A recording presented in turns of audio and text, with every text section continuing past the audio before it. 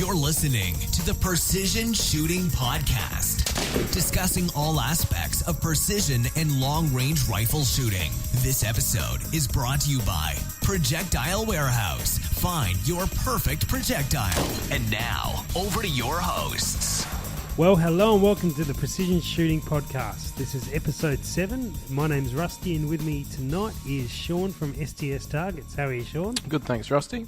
Excellent, mate. So Sean is our special guest here. We're actually on location at the Southern Shooters Long Range property, and we're here to do some shooting and some filming tomorrow. Is that right, Sean? Yeah, it's going to be a great day for sure. Looking forward to it. So Sean, your business is STS Steel Targets, who are actually sponsors of this show from time to time. So thank you for your input into what we're doing. That's, you're welcome. Excellent.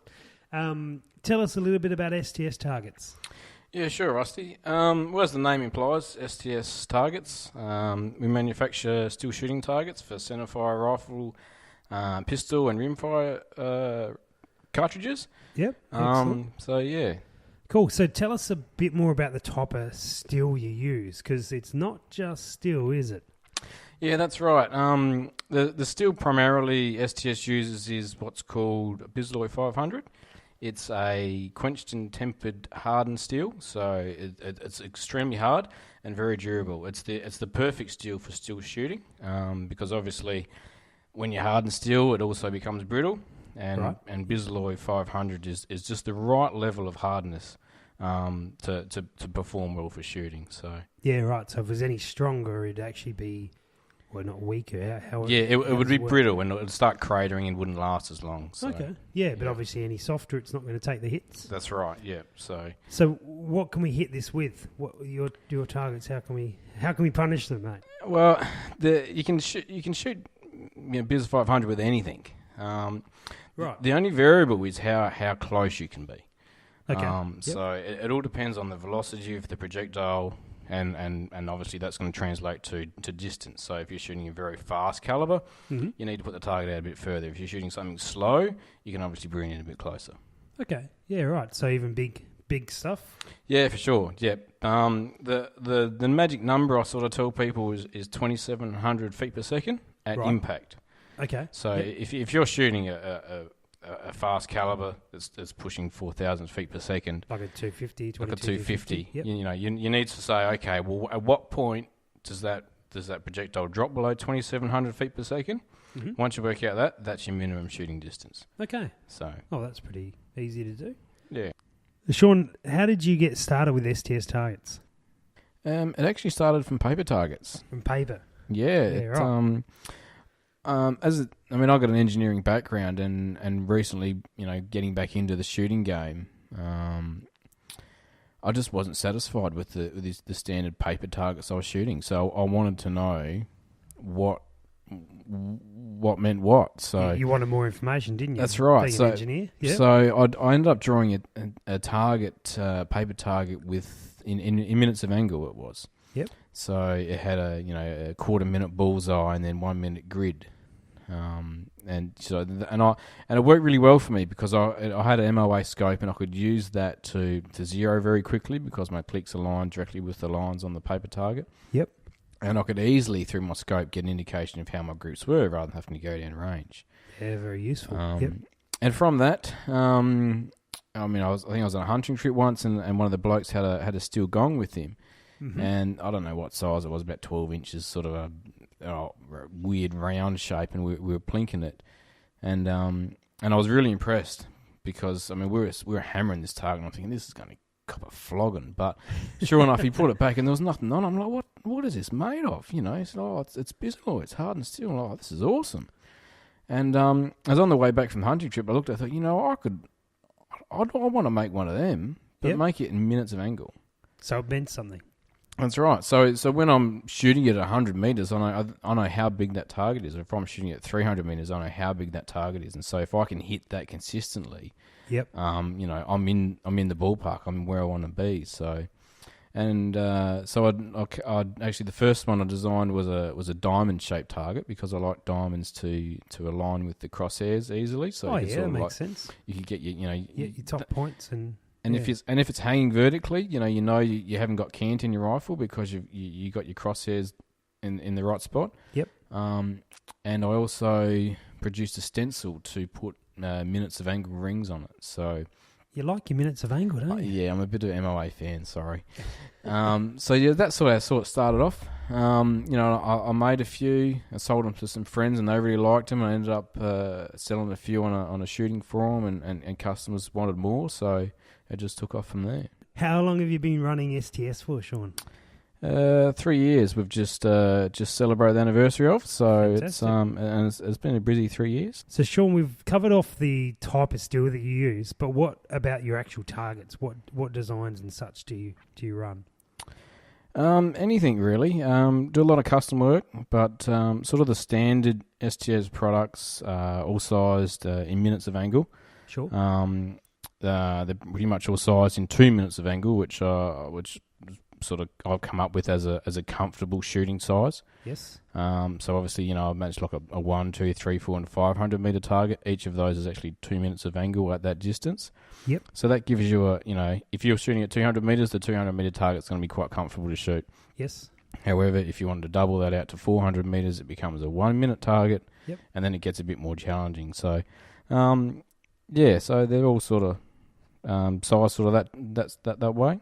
Yeah, excellent. And you have got a mill target, I see. Yes, I am an MOA fan, but I succumbed and have made a few metric targets. So I've got a 1 mil target at 100 metres and a 1 mil at 200 metres.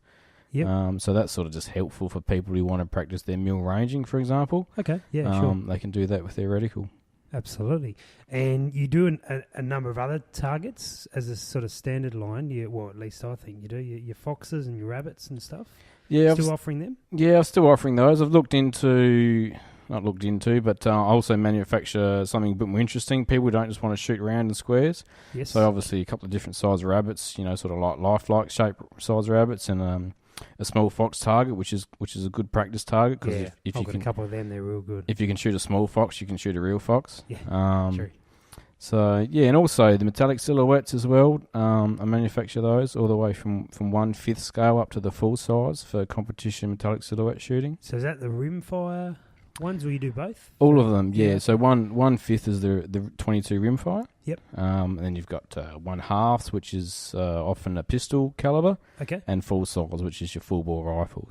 And so for people not aware of what a metallic silhouette target is, what are they?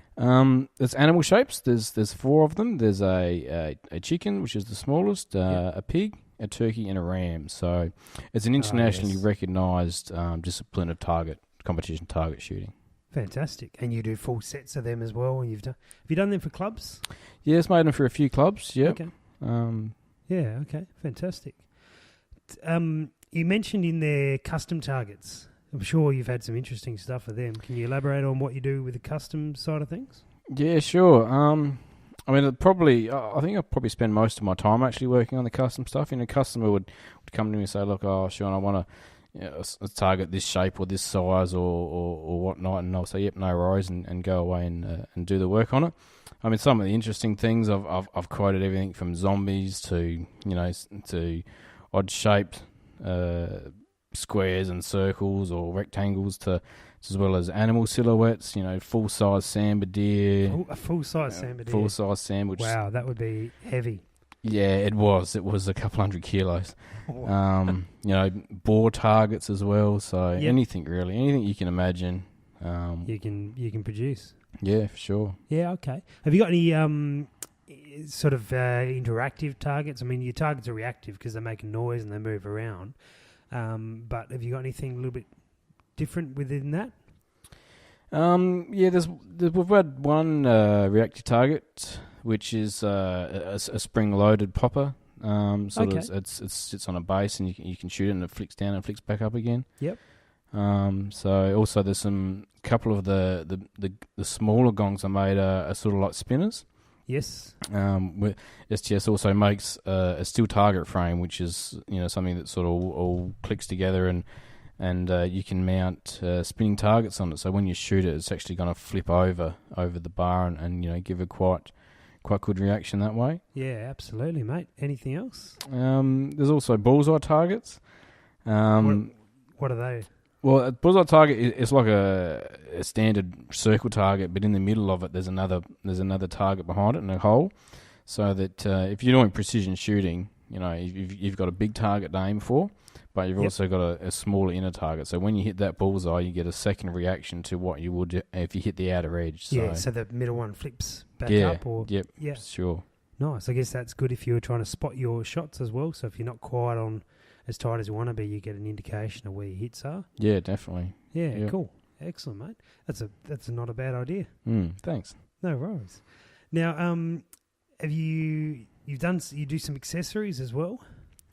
Yeah, probably one of the main accessories in the STS line is actually the minute of angle ruler.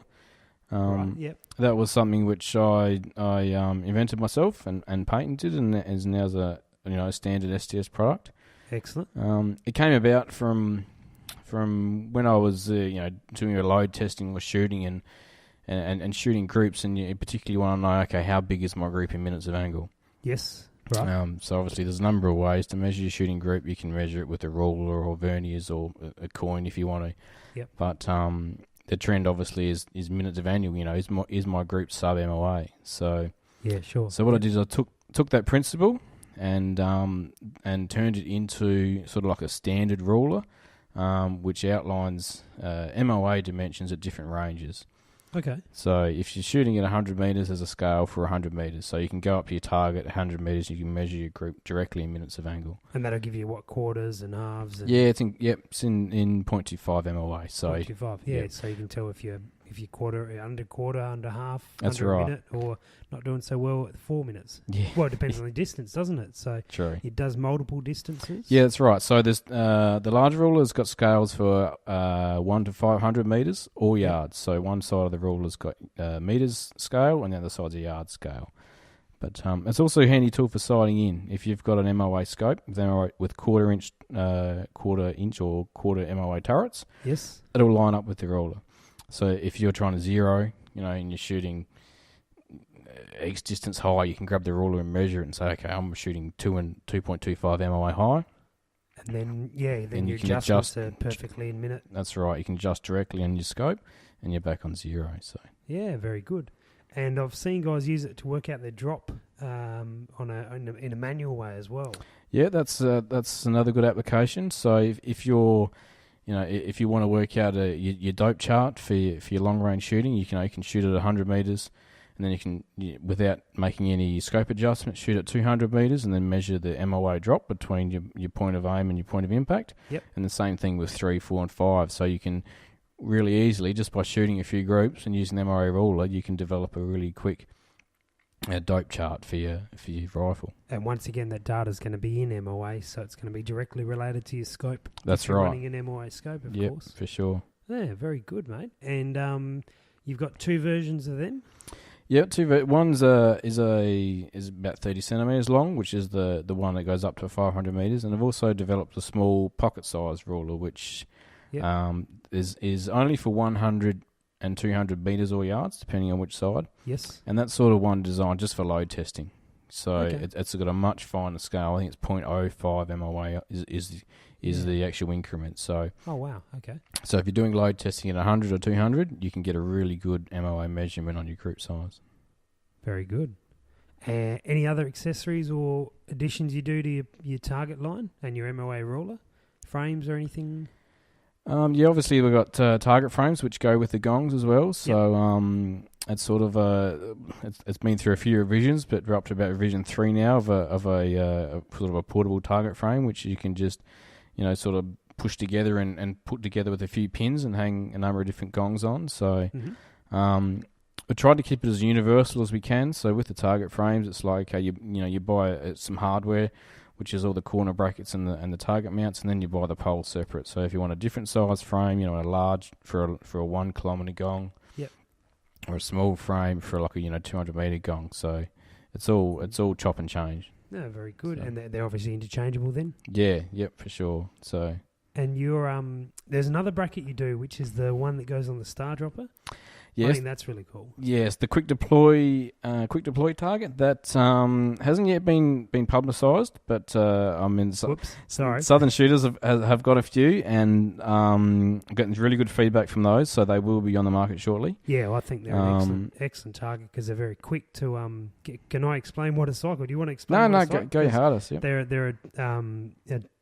they sit on the back of the target, correct me if I'm wrong, and they got a spring on them so that their target's angled down, which is obviously important for your ricochet. Yep. You can basically put in a star dropper anywhere you like, whack the target on at the appropriate height through the holes in the star dropper, and away you go. You're done. They're very quick to put up and set up, and I think you don't quite get the movement of the target so much as a confirmation, but you certainly, if you keep them within 600 metres, you get a good sound from them. I've found anyway. Yeah, spot on there. So, the whole intention of that one was as I said, a quick deploy target. So something that you don't need to take a stand with, something that's easy and quick to put up. So, as you mentioned with those, it's they come in 3 sizes. There's an IPSC, a sort of a half size IPSC, sort of coffin shape, to explain it to your listeners. Yep. Coffin shaped target. We've also got one of our 500 meter gongs, which is, as I said before, 2 minutes of angle at 500 meters. Sure. And what I call a mini Ironman, which is the old IPDA, I think it is, sort of like a torso sort of target. So a mini one of those. So. Okay. Yeah. And it's an angle bracket which bolts to these targets. There's a couple of springs in there. Slide it over the dropper, put a pin in, and you're done. So. Yeah. Nice. But as you mentioned, the sound, obviously, because it's more of a fixed target than a swinging target in the torpor gong than the normal setup. Yes. Yep. The reaction isn't as large, but you can still see clearly through a scope, where you're hitting, because you get the white paint. You can see it gets removed, so you're going to get your big black dots. Still be able to see how you group at 200, 300, 400 meters, which you can't do with paper. So yeah, excellent, mate. Very good. So tell us, Sean, about your shooting history. How did you get into this sport? Sure. I think I've been shooting since, to be honest, I can't remember. The earliest I've gone back is about 1985, when I was a lad.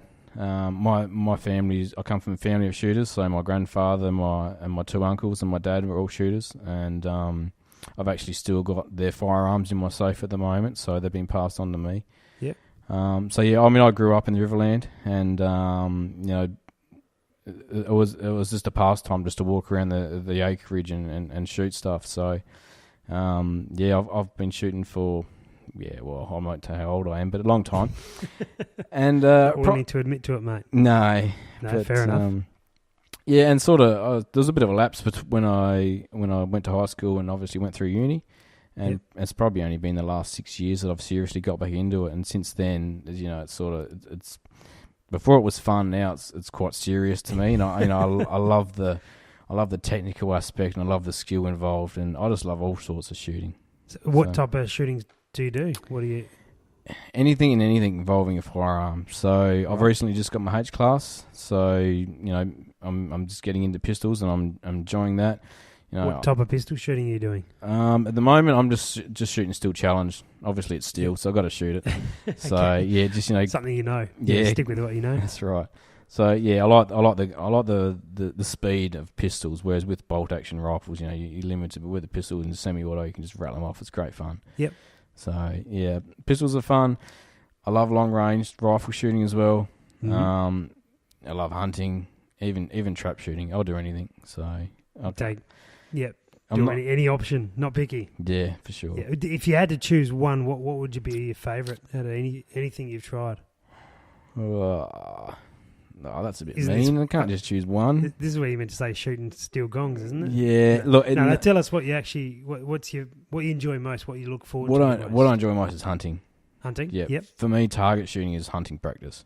Yep. So, but unfortunately I spend more time target shooting than hunting. But you got to practice. That's mate. right. You got to practice. Practice makes perfect. But so hunting first. Second to that would be long range steel shooting for sure. What type of hunting do you do the most, or would you like to do more of? Look, I'd love to do more walk around hunting, but I just it's just the business you don't like is flat walking? out. No, yeah. well, no, I don't like walking either. Yeah.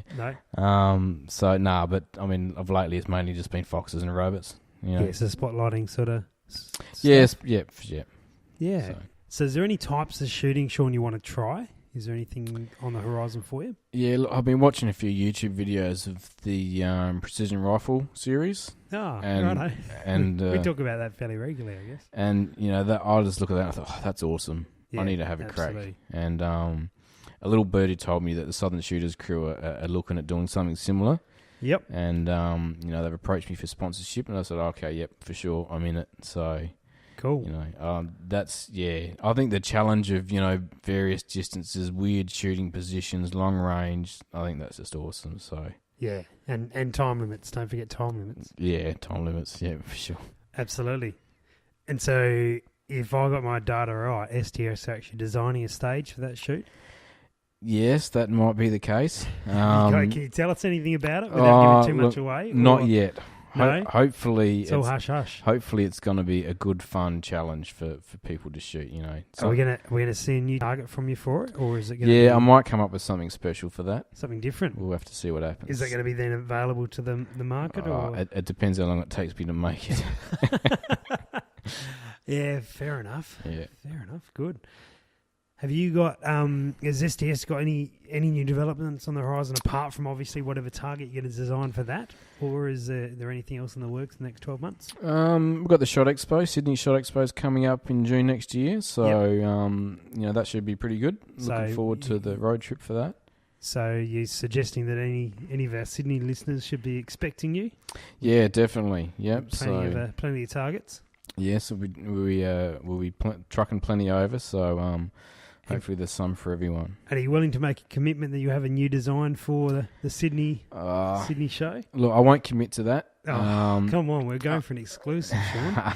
I mean, I'm always working on new stuff. Yeah, I'm constantly working on new stuff, but I'm very picky about my designs. Sure. So if something doesn't work, I won't sell it. That's a really good way to be. So it may be, I might get through 5 different designs of different reactive targets or different things that I make and I test and I don't, nah, that's a waste of time. I don't want to stick my name on that. Yep. That's a really good way to be. Having said that, I'm not going to promise anything. Okay, if that's the reasoning, then fair enough. Yeah. That's all right. And yeah, I've certainly seen a few of your prototype designs of stuff that hasn't actually eventuated because you've never been happy with how they've ended up. And then others have seen come through all the way to fruition and been very popular. Yep, no, for sure. So, I mean, if something only works half the time, I'm not going to sell it. I'm not interested in selling stuff to people who are dissatisfied with it when they get it. So. Yeah, nice, mate. Sean, I guess we've got a lot of shooters who have been shooting for a long time, but we also have a bunch of shooters listening that have only really just found this precision rifle and long-range sort of gear. Is there any advice that you'd be able to, that you've discovered in what you do and your shooting that you could pass on?